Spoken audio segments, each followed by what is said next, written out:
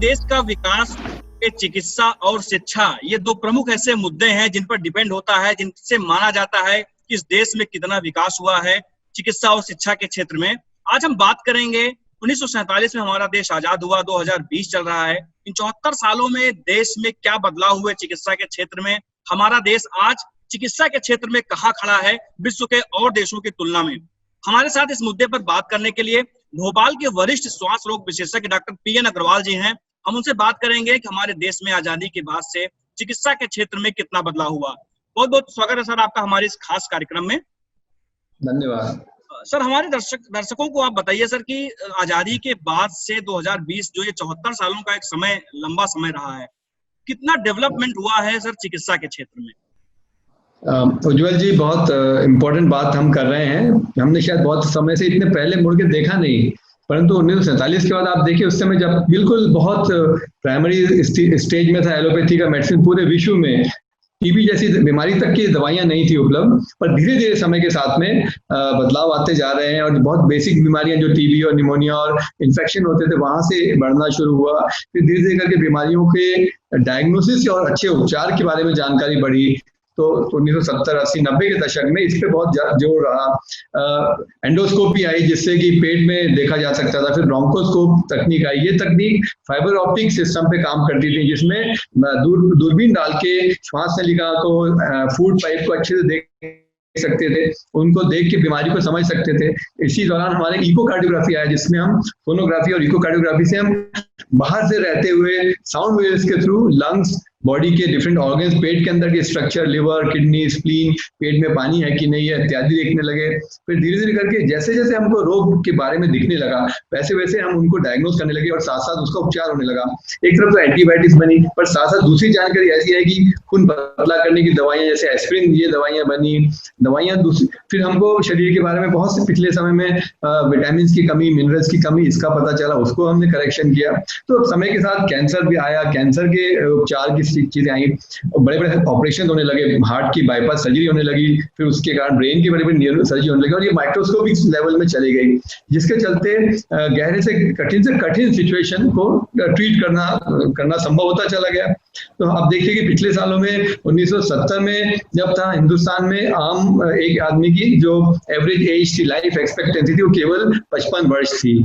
और पिछले 40 सालों में ये बढ़ते ऊपर 55 वर्ष से बढ़ के अब करीब करीब 75 और 78 वर्ष हो गई है। ऑफिशियल लाइफ एक्सपेक्टेंसी इतने सालों में 25 साल बढ़ गई है, जो अपने आप में एक बहुत बड़ा मेडिकल साइंस की तरक्की मानी जाती है। क्योंकि लाइफ एक्सपेक्टेंसी बढ़ने का मतलब है कि हर बच्चा जो पैदा हो रहा है उसको 70 साल जीने का एक ही संभावना है।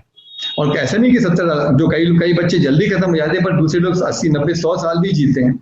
तो लाइफ एक्सपेक्टेंसी इसलिए बढ़ रही है कि हर तरह की बीमारियों को समझ में आ रहा है, पहचान पा रहे हैं, इसमें इन्फेक्शन जुड़े हुए हैं, इसमें अब लाइफ स्टाइल की बीमारियां बढ़ती चली जा रही हैं। जैसे जैसे पिछले 3-4 दशकों में लाइफ स्टाइल में परिवर्तन आया है, जैसे जैसे लोगों का गाँव से माइग्रेशन हुआ शहरों की तरफ, वैसे वैसे तरह तरह के उनकी नई तरह की बीमारियां आने लगी। क्योंकि लोगों की लाइफ स्टाइल गाँव में जो था वो बहुत स्वस्थ होता था, मेहनत करता था और अपना आजीविका के लिए वहां पे इस तरह के हार्ट अटैक और इस तरह की बीमारियां बहुत कम देखी जाती थी। परंतु जैसे शहरों में है, यहाँ पे बैठने की लाइफ, अपने बैठ के पढ़ने के सिस्टम बना, जो मेहनत करने का काम कम हो गया, गाड़ियां आ गई, गाड़ियों से लोग आने जाने लगे, पैदल साइकिल का प्रचलन कम होता चला गया, तो फिजिकल एक्टिविटी कम होने से मोटापा एक तरफ बढ़ा। मोटापे के साथ बड़ी लाइफ स्टाइल डिजीजेस जैसे हाई ब्लड प्रेशर, डायबिटीज, इसके साथ बड़ी हार्ट अटैक की बीमारियां, ब्रेन का पैरालिटिक अटैक की बीमारियां, साथ साथ एडिक्शन भी साथ बढ़े। एडिक्शन बीड़ी पीने का, सिगरेट पीने का, तंबाकू खाने का, शराब लेने का। तो जो स्मोकिंग करते रहे बीड़ी और सिगरेट का, उनको सीओपीडी, श्वास रोग होने लगा, उनको लंग्स का कैंसर होने लगा, उनको हार्ट अटैक की संभावना बढ़ती चली गई। तो एडिक्शन की अपनी संभावना, प्रॉब्लम बढ़ते चले गए। इसके साथ साथ जो शराब ज्यादा लेते रहे, उनको लिवर की क्रॉनिक बीमारियां, सिरोसिस, लिवर का कैंसर होने लगा। इसके अलावा जो तंबाकू खाते हैं उनको मुंह का कैंसर, खाने के आहार, तो ये एडिक्शन इनसे होने लगे। मोटापा बढ़ा तो मोटापे के साथ बहुत सारी दूसरी बीमारियां बढ़ी, जिसमें स्लीप एपनिया है, इसमें हार्ट अटैक बढ़ने की संभावना बढ़ी, पैरालिटिक अटैक बढ़ने लगा, बीपी बढ़ा, मोटापे से शुगर बढ़ी। तो ये आपस में एक दूसरे से जुड़ जाती हैं। इनको हम लाइफ स्टाइल रिलेटेड डिजीज बोलते हैं और आजकल इनका सबसे बड़ा कंट्रीब्यूशन है किसी भी लोगों की बीमारी में और मृत्यु में भी। और बहुत, तो इसलिए अब ये जो बदलाव आया, तो इन सब के साथ हमारी मेडिकल साइंस भी बढ़ती चली जा रही है। अब क्या हो रहा है कि जैसे जैसे डायबिटीज का उपचार अच्छा आया, पहले गोलियां थी, फिर इंसुलिन पे आया, इंसुलिन में तरह तरह के आने लगे, सिंगल इंजेक्शन दिन में 3 बार 4 बार की डोज आती थी, अब दिन में 1 बार की डोज आने लगी, अब वंस अ वीक की इंसुलिन के प्रिपरेशन भी आना शुरू हो रहे हैं, जिसमें कि अब हफ्ते में 1 बार लगाएगी और 7 दिन तक डिपो प्रिपरेशन में स्लो रिलीज होती रहेगी। ये भी एक बहुत बड़ी बात है। पहले की एंटीबायोटिक आप देखिए खाने से लूज मोशन होना तय था, एम्पिसिलिन खाई, एमोक्सिलिन खाई, लूज मोशन हो जाते थे। आजकल के एंटीबायोटिक सेफर है, उसमें इस तरह से बनाई गई है कि पेट के डाइजेस्टिव सिस्टम से फ्रेंडली है वो। ऐसी दवाइयां जिनके साइड इफेक्ट बहुत कम हो गए। पहले सेप्टोन और सल्फा सबने खाई है तो उसमें शरीर में काले काले धब्बे हो जाते थे पूरी बॉडी में, जिसको तो वो एफडीआर बोलते थे। उस तरह की वो रिएक्शन वाली दवाइयां बहुत कम हो गई हैं। अब जो दवाई बन रही है वो कहीं ज्यादा सेफ है और कहीं ज्यादा उसमें पेशेंट फ्रेंडली है, हमारी बॉडी तो फ्रेंडली है। 80 से 90 साल की उम्र में भी ये दवाइयां सेफली खाई जाती हैं, तो ये बहुत बड़ा बात है। अगर हम बात करें कि कौन कौन से सिस्टम्स इन्वॉल्व होते हैं, तो पहले आप देखिए कैंसर का एक बहुत बड़ा रोग है। जैसे जैसे हमारी आयु बढ़ी है, कैंसर के केसेस बढ़े हैं, कैंसर के केसेस बढ़े तो उनकी डायग्नोसिस जल्दी होने लगी है और उनका उपचार भी अच्छा आने लगा है।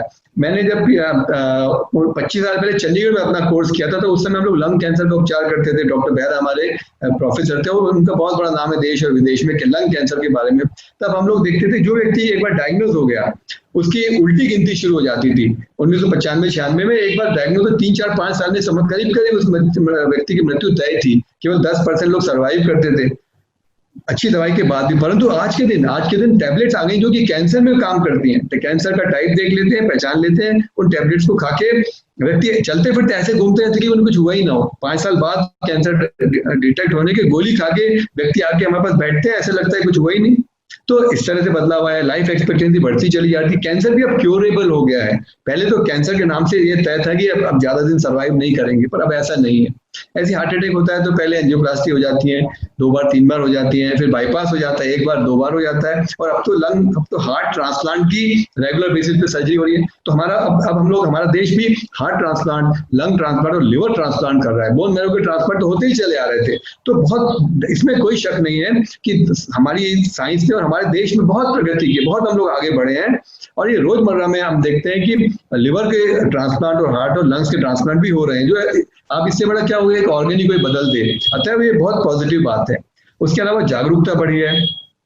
अस्थमा एक बहुत बड़ी बीमारी है जो कि करोड़ों लोगों को अटैक करती है और रोजमर्रा की लाइफ स्टाइल में इसमें बच्चा, बड़ा, महिला, गृहिणी सब से अटैक में परेशान होते हैं। काम करना मुश्किल होता है, स्कूल जाना मुश्किल होता है, जॉब मुश्किल होता है, और व्यक्ति बीमार होता है, उसकी क्षमता गिरती चली जाती है। तो इसके बारे में उपचार आ गया, जागरूकता आ गई, इनहेलेशनल दवाइयां आ गई। पहले जो गोली खाते थे जिससे हाथ कांपते थे, कंपन होता था, पहले धतूरा का धुआं सूंघते थे, धतूरे के धुएं से थोड़ी सी शुरुआत में फायदा मिलता था, आज से 60 साल पहले। वहां से बढ़ते बढ़ते एस्पिरिन की, सैल्ब्यूटामॉल की दवाई आई, थियोफाइलिन की दवाई आई, अब इनहेलर्स आने लगे, फिर इनहेलर में कैप्सूल आने लगी। अब उसमें भी और एडवांस टेक्निक्स आती चली जा रही है। और जिससे अस्थमा को और स्मोकिंग से जो सीओपीडी होता है, जिसमें श्वास नली सिकुड़ जाती है धूम्रपान से, उन सबकी अच्छी दवाई आ गई। ऐसी जो कि हम लोग देखते हैं कि जब हम बिल्कुल लाचार फील करते थे पिछले कुछ सालों पहले, अभी की नई दवाइयों से 1 पफ 2 पफ लेने से जो सांस सीओपीडी के व्यक्ति भी एकदम से रिलैक्स होने लगता है।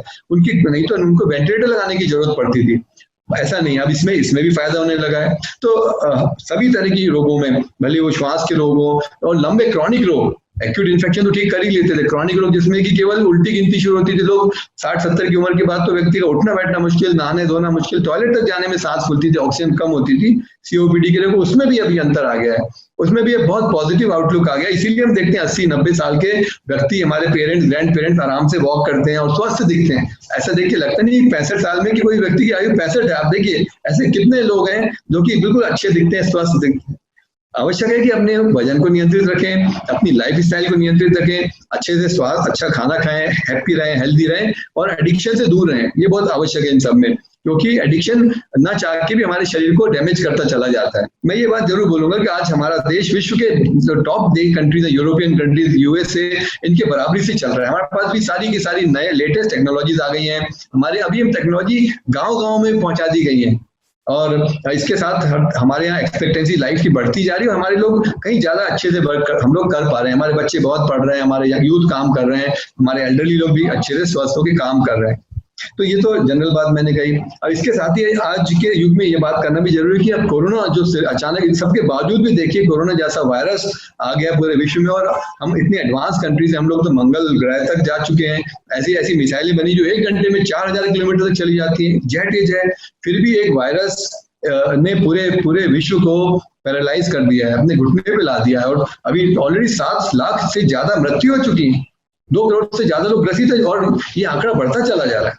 तो बताइए, ऐसा भी संभव है। परंतु अगर हम कोरोना की बात करें तो हमारे देश में क्या अंतर है दूसरे देशों से, मैक्सिको में, ब्राजील में और यूरोपियन कंट्री में इतनी डेथ हुई, इतने लोग इससे ग्रसित हुए, परंतु हमारे देश में भी, जबकि पॉपुलेशन के मामले हम वर्ल्ड में नंबर 2 पे हाईएस्ट पॉपुलेटेड 135 करोड़ हमारी जनसंख्या है, और हमारी क्राउडिंग बहुत है, हमारे यहाँ कम क्षेत्र में ज्यादा लोग रहते हैं, तो उसके इन्फेक्शन जल्दी से फैलते हैं।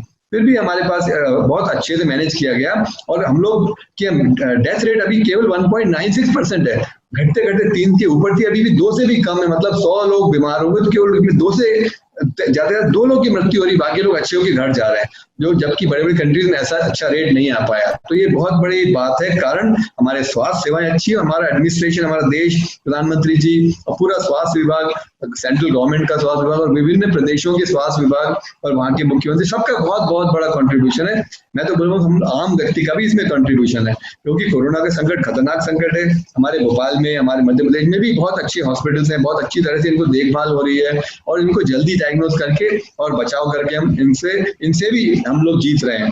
तो मेरा यही है आप सबका मैसेज, हमको सबको स्वस्थ रहना जरूरी है, स्वस्थ रहने की अच्छी आदतें पालना जरूरी है। कुछ बातें जो कि कोरोना के लिए आज के दिन जो आवश्यक है वो आप जैसे बेच में फिर से छोटी सी बात रिपीट करूंगा कि पहले मास्क पहनना जरूरी है, मास्क हमेशा पहने, मास्क पहन के बाहर जाएं, नंबर 1। नंबर 2, क्राउडेड एरिया में बिल्कुल ना जाएं, अपने एक से किसी भी व्यक्ति के बीच में 6 फीट का या 2 गज का अंतर जरूर बना के रखें। नंबर 3, हमारे हाथों को धोना बहुत जरूरी है, हाथों से इन्फेक्शन हम दूसरे से छू के अपने शरीर में, आंख, नाक और मुंह से हमारे बॉडी में जाता है। इस बैरियर को हमको तोड़ना है, इसके आगे बैरियर बनाना है। बैरियर बनेगा हाथों के सिंपल वॉश, देखिए बहुत सिंपल स्टेप है, साबुन पानी से या अपने सैनिटाइजर डाल के हाथों को अच्छे से रगड़ करें, रब करें, फिंगर्स के बीच में रब करें, फिंगर के बैक में दोनों तरफ रब करें।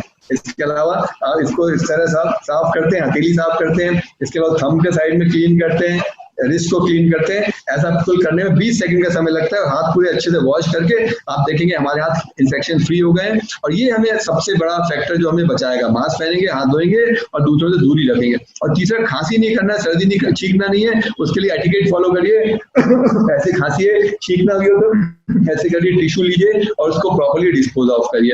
ऐसा करके आप अपने को बचाएंगे, अपने घर में हमारे बड़े बुजुर्गों को बचाएंगे, और हमारे संक्रमण की चेन हम ब्रेक कर पाएंगे। और यही कुछ दिनों की बात है, थोड़ा धैर्य रखिए। ऑलरेडी परसों पहला वैक्सीन रशिया ने बना दिया, रूस ने, और बहुत जल्दी हमारे देश का वैक्सीन भी आएगा, और हम बहुत जल्दी कोरोना के संकट से मुक्त हो पाएंगे, तो इसके ऊपर विजय पाएंगे। धन्यवाद। बहुत बहुत धन्यवाद सर, हमारे साथ जुड़ने के लिए। हमारे साथ थे, तमाम बातों की जानकारी दे रहे थे हमारे साथ डॉक्टर PN अग्रवाल, जो कि भोपाल में अग्रवाल हॉस्पिटल के चेयरमैन हैं, वो उसके संचालक हैं अग्रवाल हॉस्पिटल के। वो उन्होंने हमको तमाम जानकारी दी कि 1947 के बाद हमारे देश ने किस तरह से विकास किया है चिकित्सा के क्षेत्र में, क्या क्या टेक्नोलॉजीज हमारे देश में आई हैं, जहां हम विश्व के दूसरे देशों की तुलना में उनके बराबरी पर खड़े हैं, हम कहीं उनसे पीछे नहीं हैं। और बात आती है कोरोना की, तो कोरोना से चल रही जंग में भी हम सबसे आगे जाकर अपने लोगों की, देश में जो हमारे कोरोना संकट चल रहा है उससे लड़ाई लड़ रहे हैं, और हम लड़ाई बहुत अच्छी तरह से लड़कर जीत भी रहे हैं।